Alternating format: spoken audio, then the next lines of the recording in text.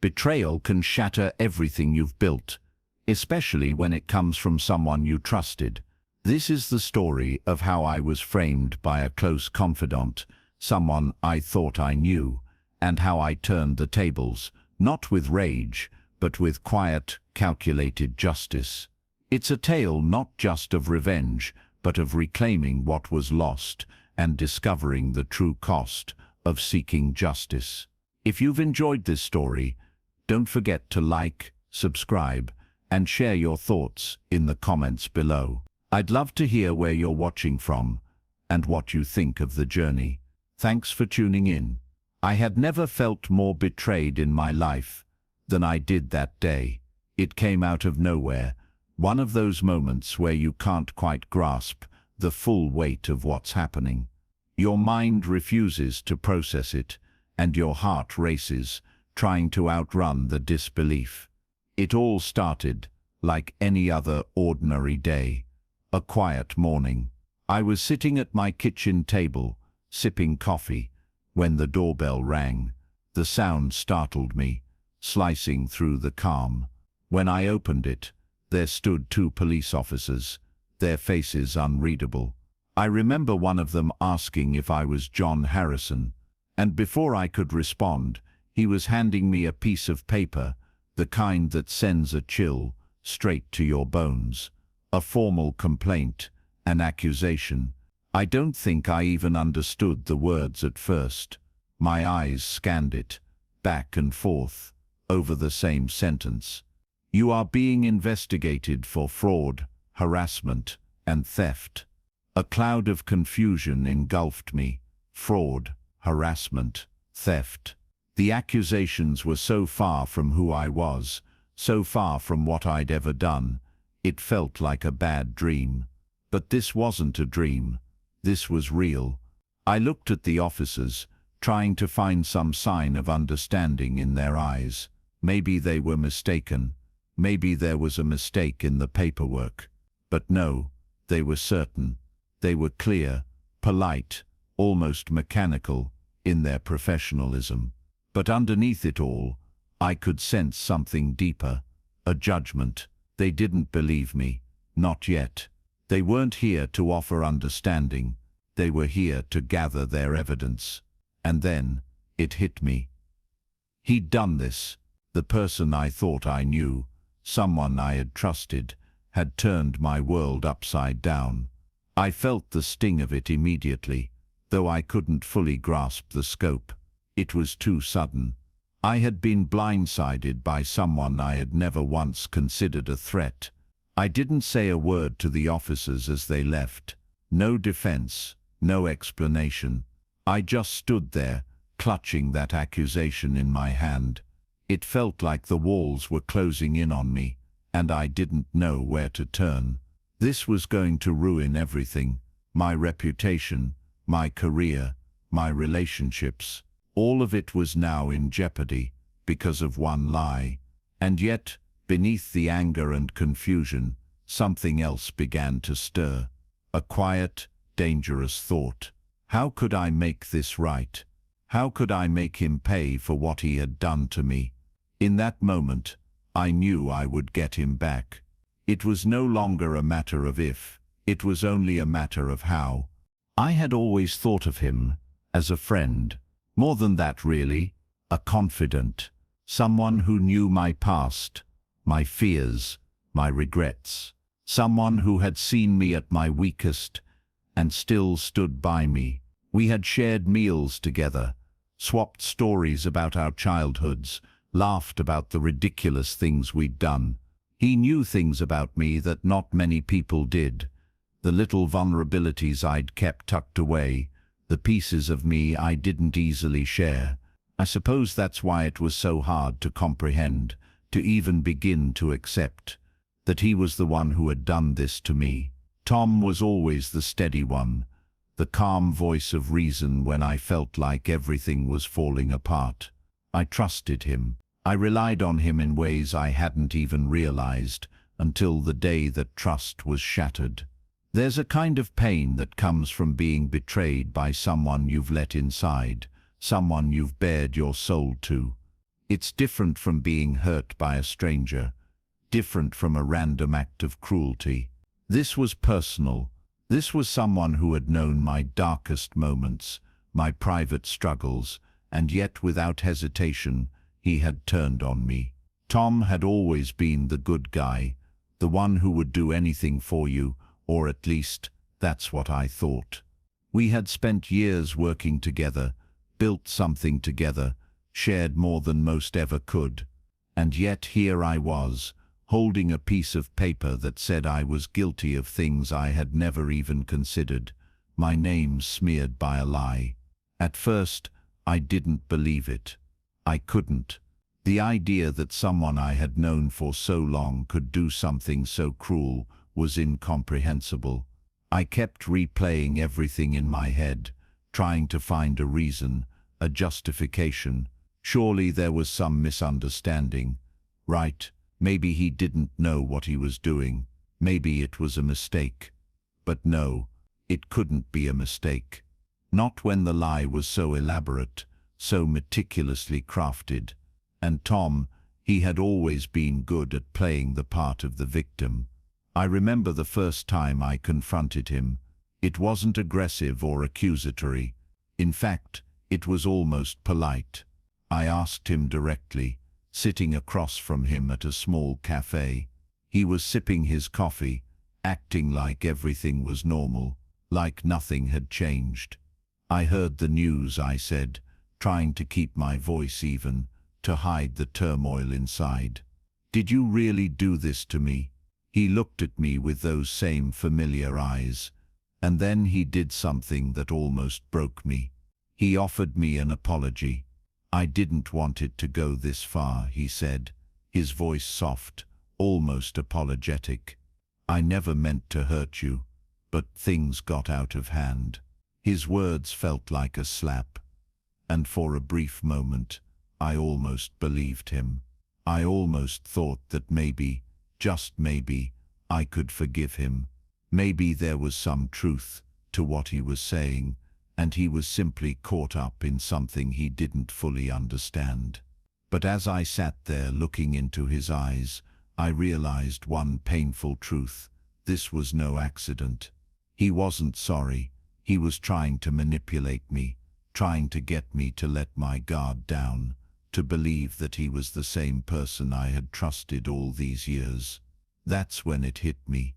This wasn't a misunderstanding. This wasn't something that got out of hand. He had done this to me deliberately, and in that moment, I knew I couldn't let him get away with it.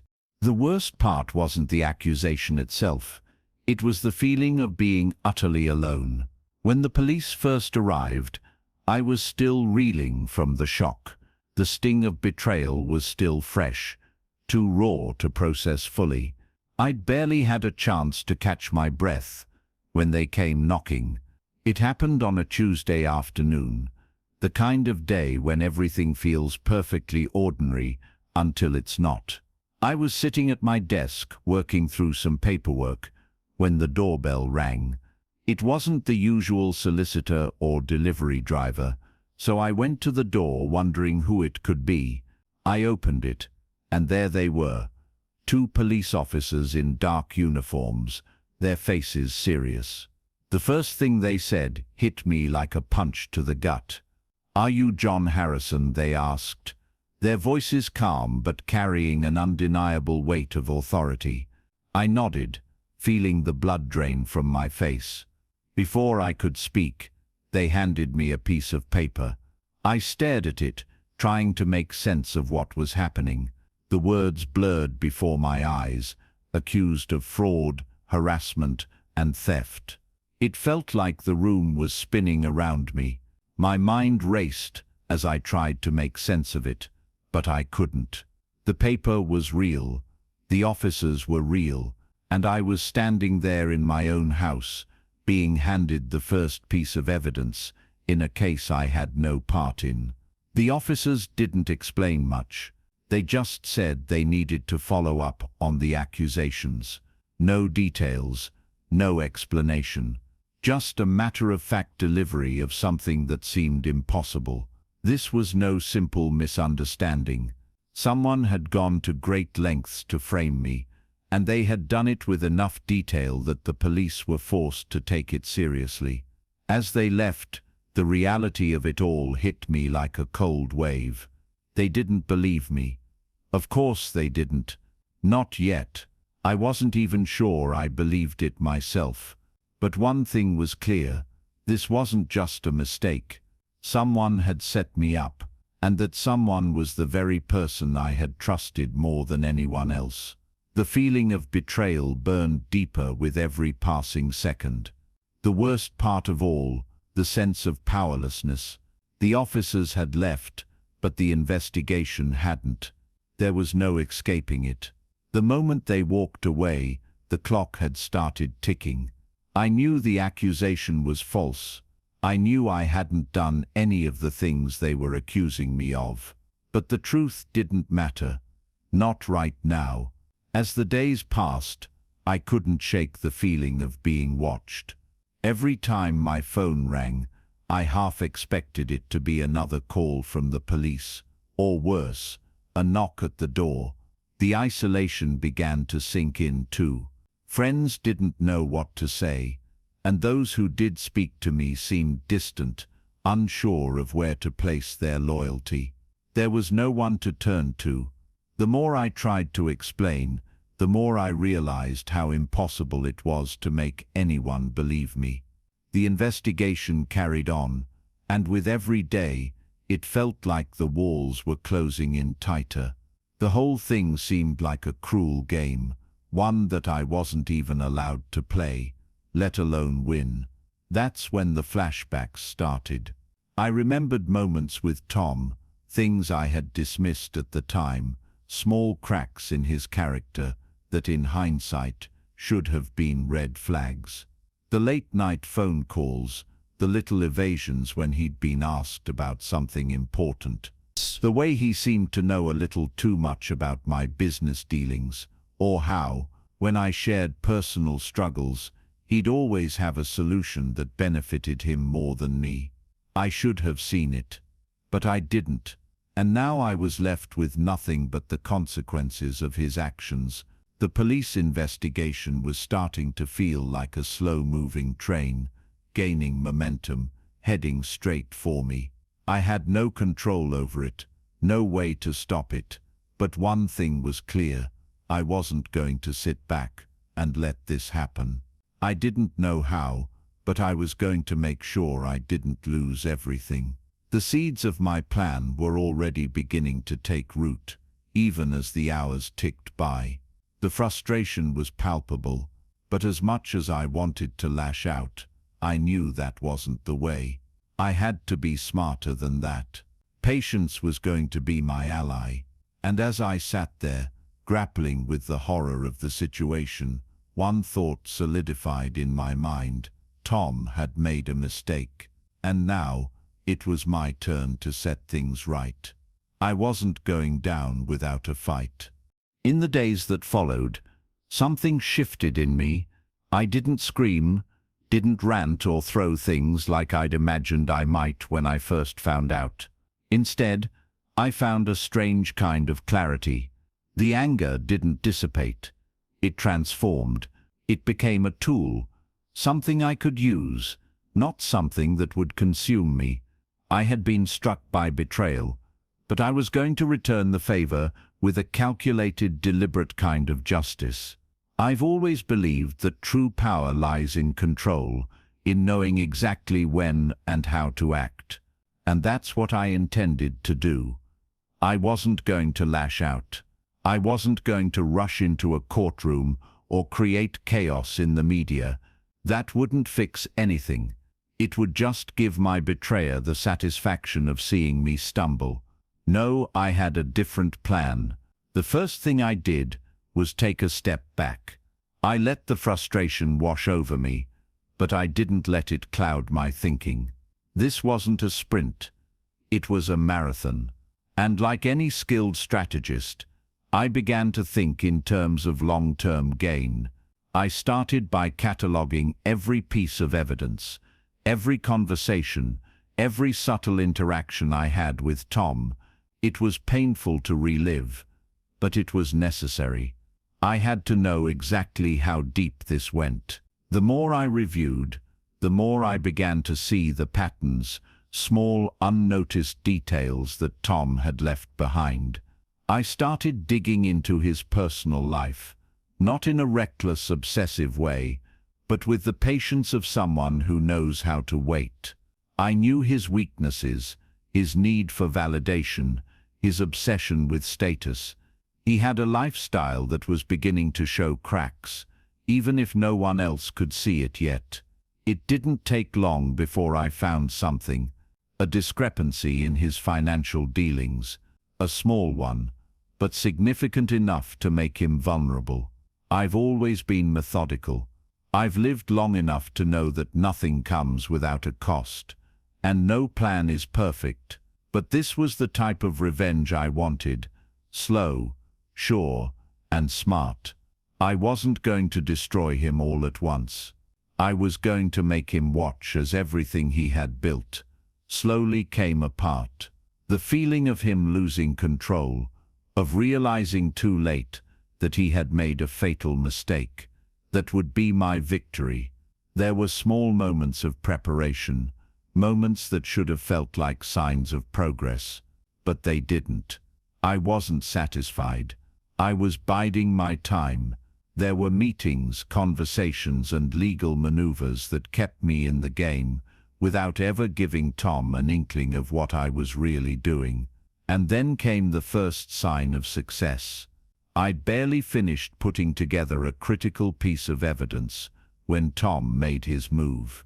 He used his connections to temporarily get me suspended from work, a small victory in the grand scheme of things, but enough to feel like a blow.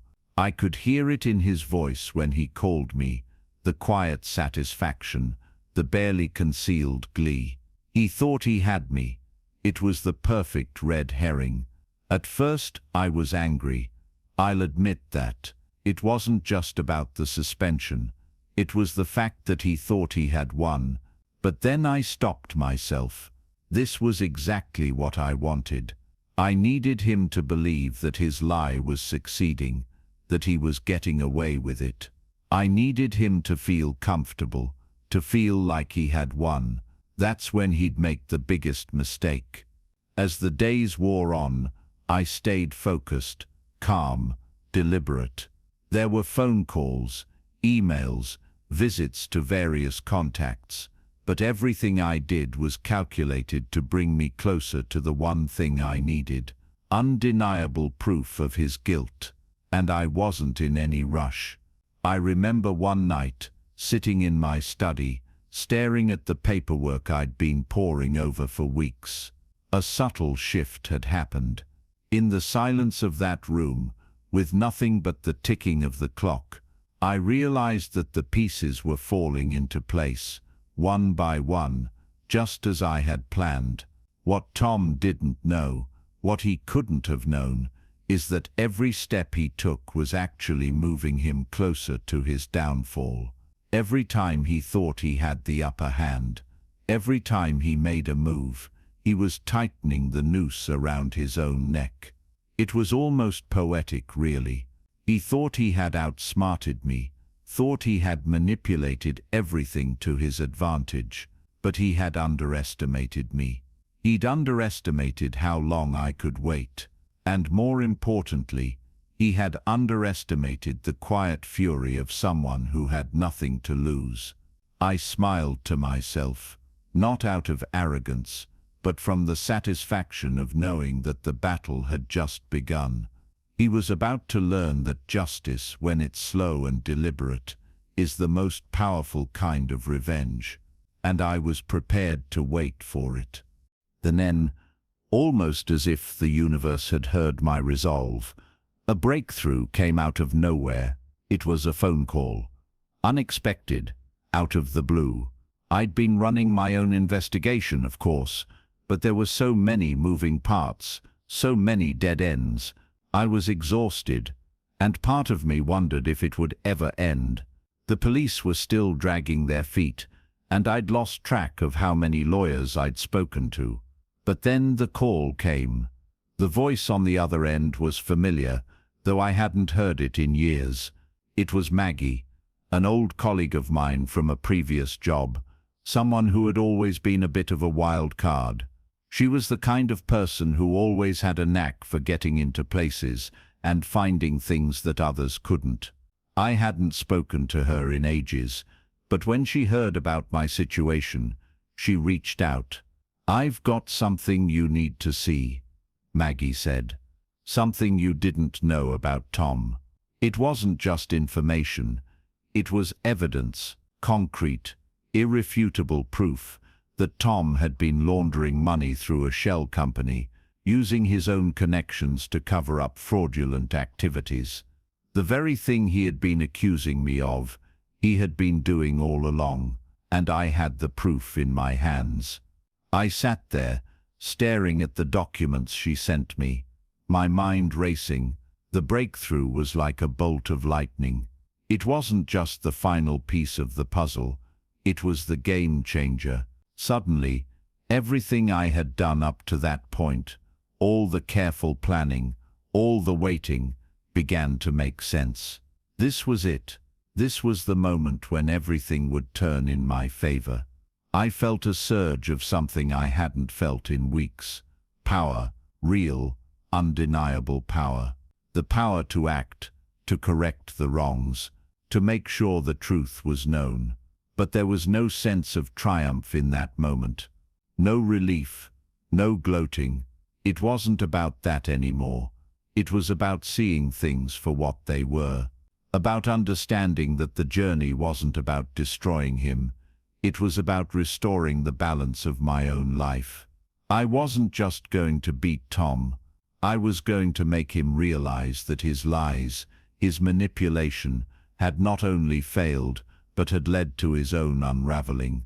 And I was going to do it in the most quiet, dignified way possible.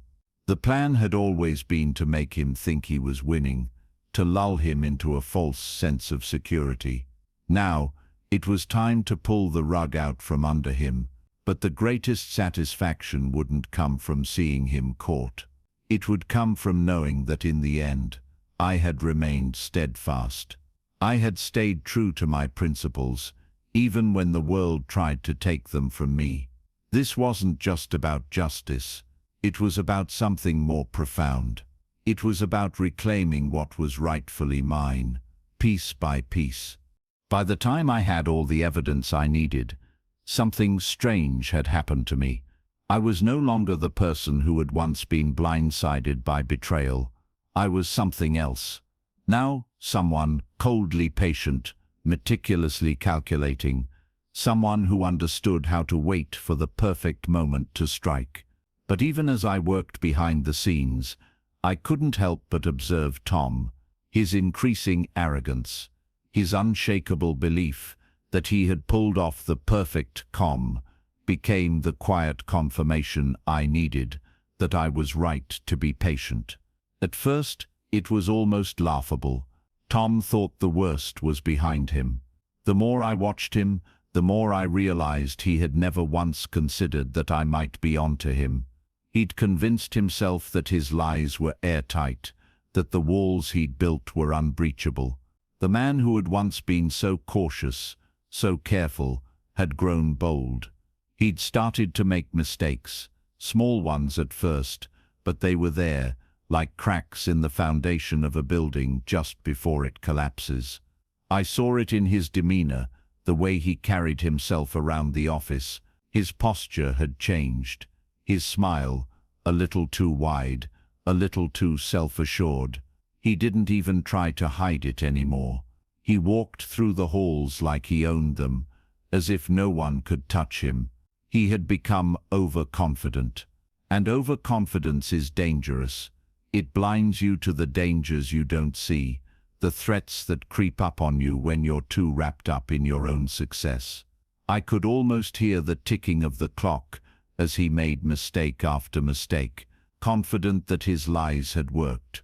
One night, He even sent out an email to the board of our company, a kind of victory lap, touting his success in managing to outwit the so-called investigation. It was as if he were daring someone to challenge him, flaunting his success in front of those he had manipulated. He believed completely that he had outsmarted me, but he didn't know that I was watching. Dramatic irony played its role here. He had no idea that while he was celebrating, I was one step ahead, carefully setting the trap that would finally bring him down. Every conversation he had with me, every email I received, was another piece of the puzzle. He thought he had won, but in truth, he was simply walking deeper into the web he had woven for himself. He believed his own lies, and because of that, he never saw the trap closing in on him. I kept track of everything, the discrepancies in his statements, the inconsistencies in the financial records, the slip-ups in his stories. As he continued to make himself more and more arrogant, the cracks in his facade only deepened. The signs were there for anyone who knew how to look, and I had been looking for months. But it wasn't until I uncovered the final piece of evidence that the truth finally came into focus. The breakthrough came when I received a copy of a confidential contract from one of my old contacts. It wasn't something Tom had expected to be released, and it contained details about an offshore account that he had been using to funnel the company's funds into his own pocket. This wasn't just fraud. It was embezzlement on a grand scale. It was proof, undeniable proof, that he had been using the very trust I had placed in him to further his own selfish ambitions. I sat back in my chair as the weight of it all sank in. Tom thought he was untouchable. He had no idea that the very thing he thought would protect him, the confidence, the arrogance, was the thing that would ultimately destroy him. But this wasn't about me rushing to make him pay. No, this moment wasn't for me to act hastily. This was about watching him, seeing his entire world begin to crumble, piece by piece. The beauty of it was in the timing, in knowing that the moment he finally realized what had happened would be the moment when it was too late. And I would be there waiting when it all fell apart. The final piece fell into place one rainy afternoon. I had been holding back, watching, waiting. But as I watched Tom prepare for what he thought would be his ultimate triumph, his smug satisfaction apparent in every word he spoke, I knew it was time. I called a meeting with the board.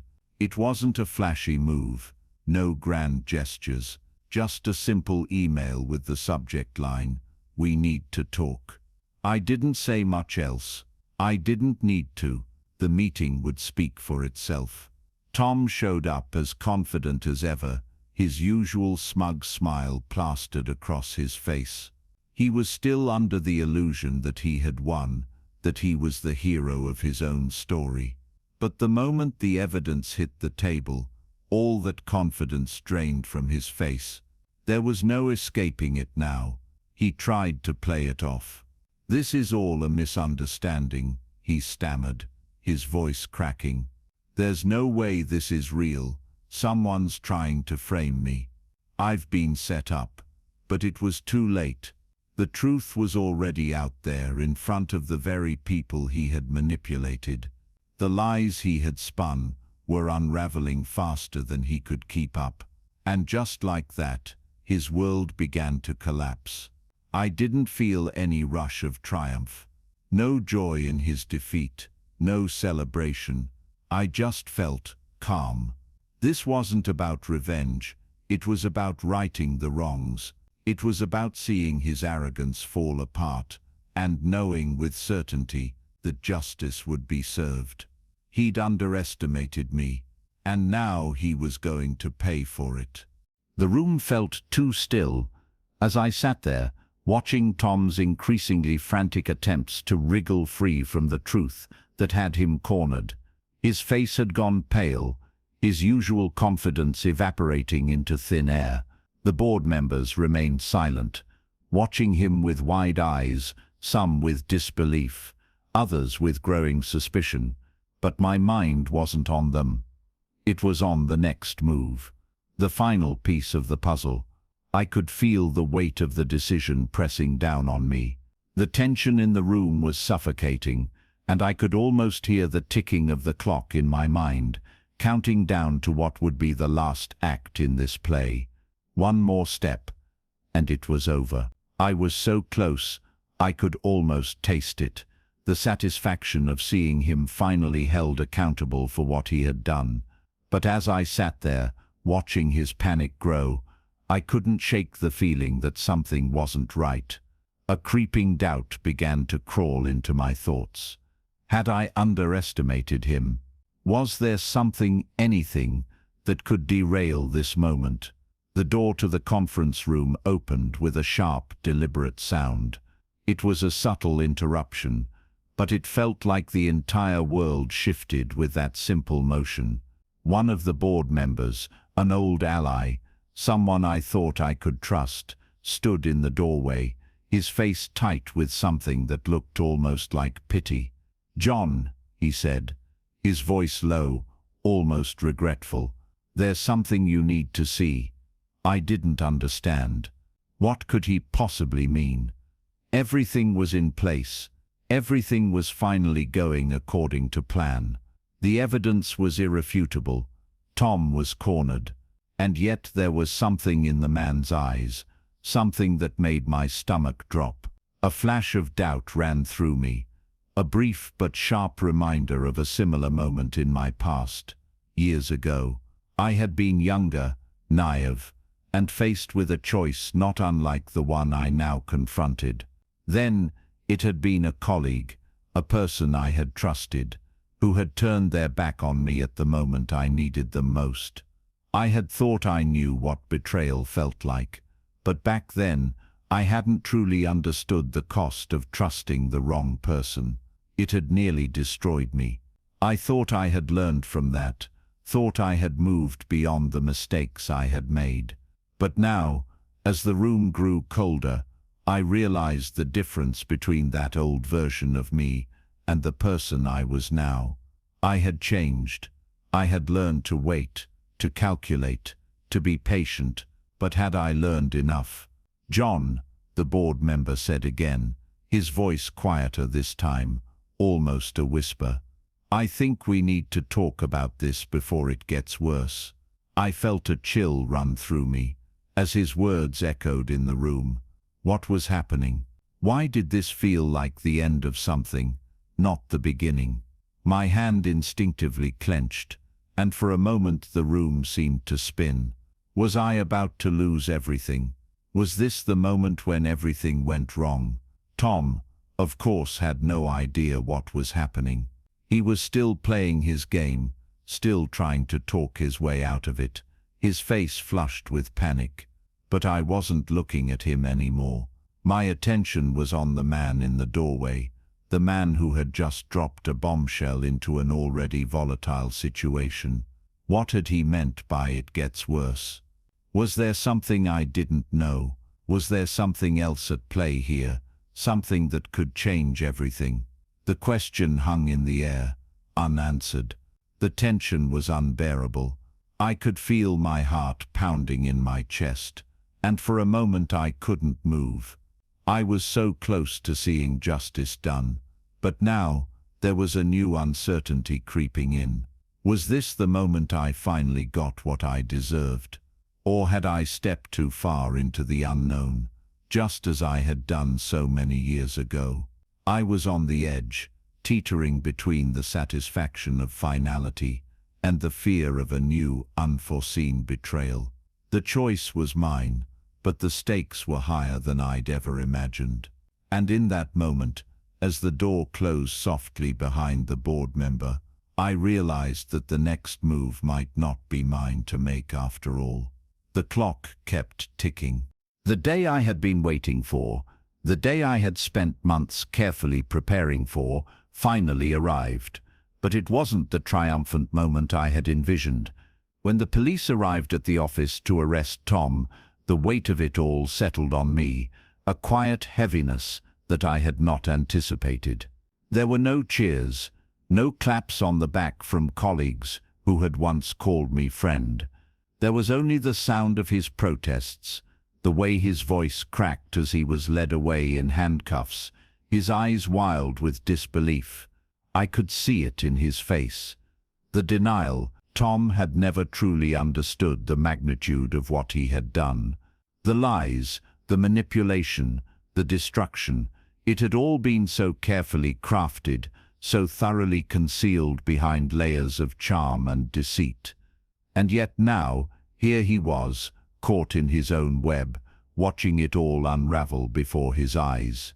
I was the one who had set it all in motion, the one who had patiently collected the evidence, waited for the perfect moment to expose the truth. But as I watched the police officers escort him out of the building, the satisfaction I thought I would feel was missing. There was no sense of victory, no sense of vindication. Instead, there was a deep, empty silence. I felt no joy in seeing him dragged away. I had spent so long planning this moment, so many sleepless nights, so much emotional energy, that when it finally happened, it was as though the very air had been sucked out of the room. I had gotten what I wanted. Justice had been served. But at what cost? I sat there in the conference room, staring at the spot where he had been. His absence felt heavier than his presence ever had. The room felt smaller, emptier. I hadn't just lost Tom. I had lost the person I used to be, the person who in the beginning had trusted him, the person who had believed that loyalty and friendship meant something. That person was gone now, buried under the weight of all the betrayal, the deceit. As the days went on, I found myself reflecting on everything that had led to this point. There was a finality to Tom's arrest, a sense of completion, but it didn't fill the hole I had expected it to. The relief was nowhere to be found, just a kind of lingering sorrow. I couldn't help but wonder if it had all been worth it. Yes, I had restored my name. Yes, I had exposed him for the fraud he was. Yes, I had stood my ground and fought back, in a way I had never thought I could, but was the price worth it? I found myself looking back on the entire journey, the way I had transformed over the course of it. The man who had first learned of the accusation, stunned and helpless, felt like a distant memory. But that version of me had made it possible for the current version to survive. Every small choice I had made, every moment I had decided to take the long road instead of the quick one, had led me to this moment of calm precision. But had I changed too much along the way? When the news broke, there was no fanfare. The press didn't care about the details of my victory. The public moved on, as they always do, to the next story, the next scandal. But I couldn't shake the quiet reflection that had settled over me. In the end, justice had been served, but at a cost. I had reclaimed what was mine, my reputation, my dignity, but I had lost something else in the process. It wasn't just about Tom. It had never been just about him. It had always been about me, what I could become when pushed to the edge, what I would do when the world tried to tear me down. I had learned just how far I could go when pushed to my limits. But I had also learned the toll that kind of survival takes. I had gotten what I deserved, but the taste was bittersweet. I had seen Tom fall, and yet I was left with a quiet emptiness. The victory I had planned for had not filled the hole inside of me, nor had it restored the trust I had once placed in others. It had simply closed one chapter and opened another, one that would be defined by caution, by restraint. I had become someone different in the process, someone who knew the depths of betrayal, but who also knew the price of justice. And in that understanding, I found a quiet catharsis, a peace that wasn't born from victory, but from the knowledge that I had done what I needed to do, and that was enough. The story of revenge had reached its final page, but for me the journey was only just beginning. The thing about revenge is that it's never quite as satisfying as you imagine, not in the way we romanticize it. When you're in the midst of it, when the plan is coming together and you can almost taste the justice on your tongue, it feels like you've reached the peak of something, like you've won. But when the dust settles and the world moves on, you're left alone with the reality. I didn't feel victorious when it was over. There was no great sense of triumph, no relief. The echo of what had happened lingered, but I didn't have the luxury of celebrating. I had done what needed to be done, and yet the true weight of the journey hit me only after the fact. I've lived long enough to know that not everything is as simple as it seems, especially when it comes to justice. Revenge might feel good for a moment, but it doesn't fill the emptiness. It doesn't heal the wounds of betrayal. In the end, what I learned, what I came to understand, was that the best revenge is not the act of vengeance itself. It's finding the strength to rise above it, to move on without losing yourself in the process. In this journey, I discovered something about myself, something I hadn't seen before. When I was younger, I thought power meant retaliation, the satisfaction of seeing someone fall. But now, I understand that true power comes from restraint, from maintaining your dignity, even when the world tries to drag you down. True power is in choosing to remain whole. I've come to accept that the cost of betrayal is not just in the damage others cause us, but in what it takes from us when we let it define us. I didn't let it define me. I rose above it, not with arrogance, but with a quiet strength that no one could take away. I'm telling you all this, not because I want sympathy or admiration. I'm telling you because I want you to understand that sometimes the most powerful thing you can do when faced with betrayal is to let it go, to walk away with your integrity intact. That is the true victory. And so I leave you with this. We all face moments when we're wronged, moments when we're tested. How we choose to respond defines us, not by what we take, but by what we choose to keep. The silence in the room speaks louder than any words ever could.